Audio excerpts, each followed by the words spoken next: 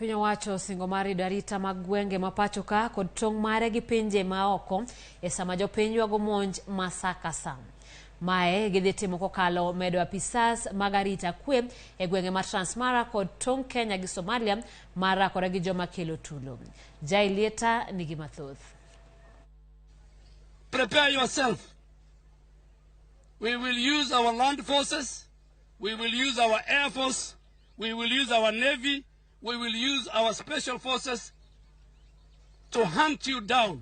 Mae timore e sama ji adek owito ngimagi e monj makoch manotimore te sendo obila mar Wargadud mantiere kaunti ma Mandera manoweyo ka obila ariyo kod japuonj achiel owito ngimagi. Jatend migawo mar jolweny Aden Duale olimo gwenge ma Wajia kosiemo jonjore mag Al-shabaab mosebedo ka monjo jopiny kod jolweny makono. Osingo ni gibiro kawo okang' mager ne jonjorego. Tumeanza vita dhidi ya Al-shabaab. And we are not hiding. The Kenyan Defense Forces have a constitutional obligation, and we will fight Al-shabaab along our borders. We will fight and take the war to them in Somalia, because even in Somalia, Kenya is an anchor state.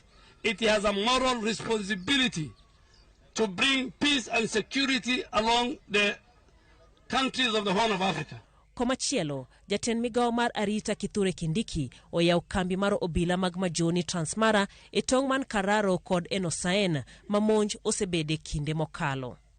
Kamano bende, onyiso apisas mag arita mondo oneni kwe obedo kokalo rido arita e sub-county no ma Kilgoris. Jambo la kwanza, officers wote wa serikali mujiondoe katika maneno ya siasa. Sisi hatufanyi siasa, kazi yetu ni kulinda usalama wa hao wananchi.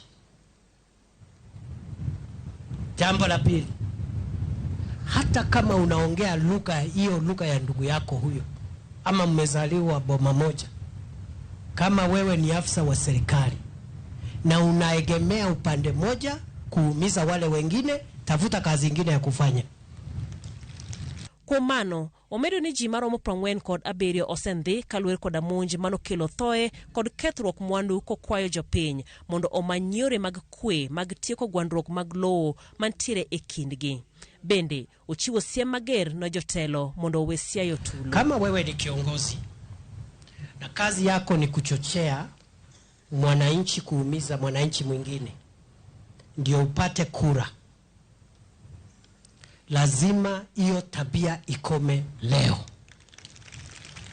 Wale ambao wanachochea wananchi kuumizana, wale wote ambao wanaendelea kuchochea hapa, hata ukiwa ndugu yangu, tutakukamata na tutakupeleka mahakamani.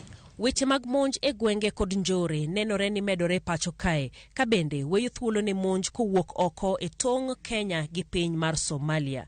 Jopiny dwaro mondo okas arita mondo omigi gidak kod kwe kinde duto.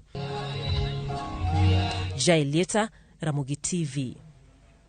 Gavana ma Kisumu Ngire Anyang' Nyong'o tayo romo e kinde jotelo